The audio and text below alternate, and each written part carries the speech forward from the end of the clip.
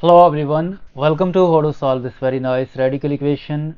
Root 4 plus x divided by 2 plus root 4 plus x equal to root 4 minus x divided by 2 minus root 4 minus x. Our job is to find all possible values of x. So let's start. First we suppose that let a is equal to square root of 4 plus x, and we suppose that b is equal to the square root of 4 minus x.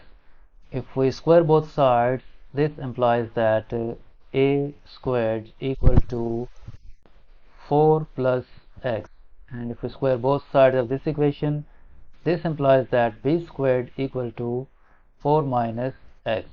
And notice that this 4 minus x must be greater than or equal to 0.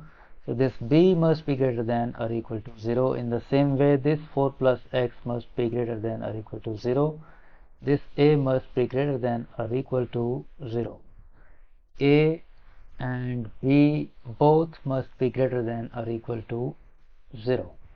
Now if we add these two equations, this will become a squared plus b squared equal to 4 plus x plus 4 minus x. So this negative x will be cancelled out with this positive x, and we are left with a squared plus b squared equal to 8. Let's call this equation number 1. Now in this original equation we substitute a and b, so this original equation will become a divided by 2 plus a equal to b divided by 2 minus b. If we take a reciprocal on both sides, this implies that 2 plus a divided by a equal to 2 minus b divided by b. This will become 2 over a plus a over a. And this right hand side will become 2 over b minus b over b.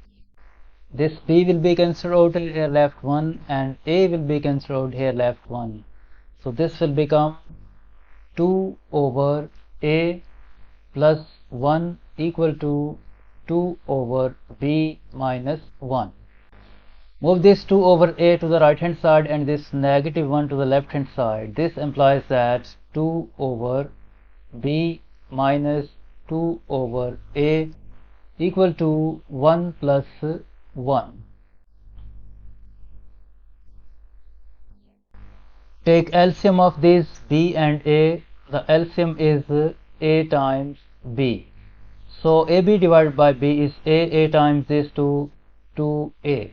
Minus ab divided by a is b times this 2b equal to 1 plus 1 2.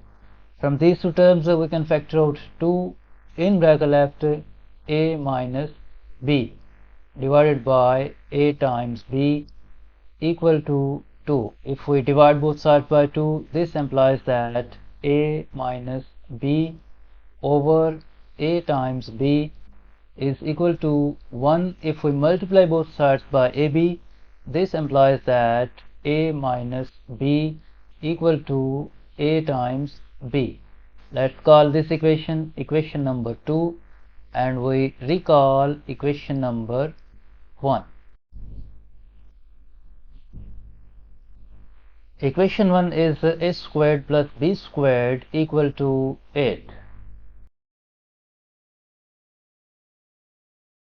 Equation 1 is a squared plus b squared equal to 8.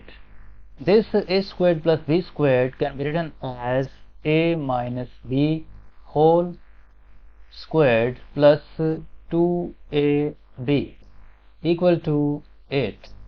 Since a minus b equal to ab, so we replace this a minus b with this ab. This will become a times b whole squared plus 2 times ab equal to 8. Move this 8 to the left hand side. This will become a times b whole squared plus 2 times a b minus 8 equal to 0. Now this is a quadratic equation in AB, so we can solve it by factorization. We write this a times b whole squared.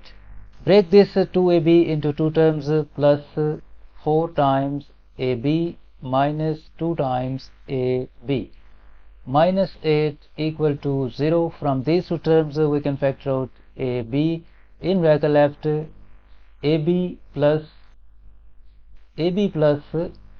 4, and from these two terms we can factor out negative 2. In bracket left a times b plus 4 equal to 0. Now this ab plus 4 is a common factor, so we factor out a times b plus 4, and in bracket left a times b minus 2 equal to 0. Either this expression a times b plus 4 equal to 0, or this expression a times b minus 2 equal to 0.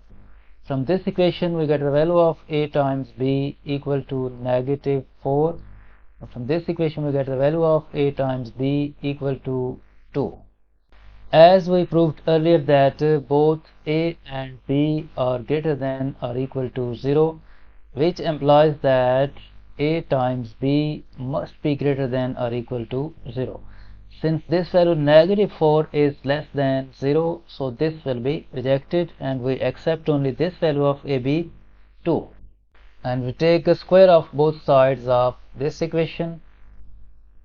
So this will become a squared times b squared equal to 4. And we recall that we have supposed, recall that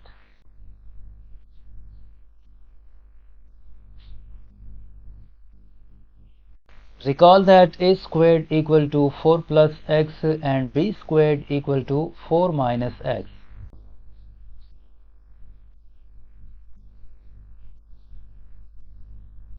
Recall that a squared equal to 4 plus x and b squared equal to 4 minus x. So this equation will become 4 plus x times 4 minus x equal to 4. This will become 4 squared minus x squared equal to 4. 4 squared is 16 minus x squared equal to 4.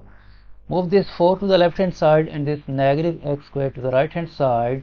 Then this implies that x squared equal to 16 minus 4. And this will become x squared equal to 12.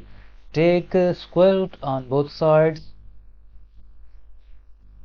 So this square will be cancelled out with the square root and we are left with x is equal to plus minus root 12 is same as root 4 times root 3.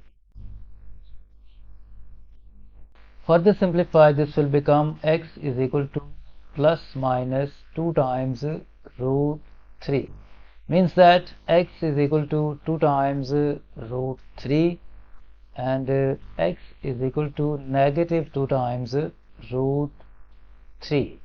Now let's verify and see that whether these solutions are valid or not. To verify, we use the original equation.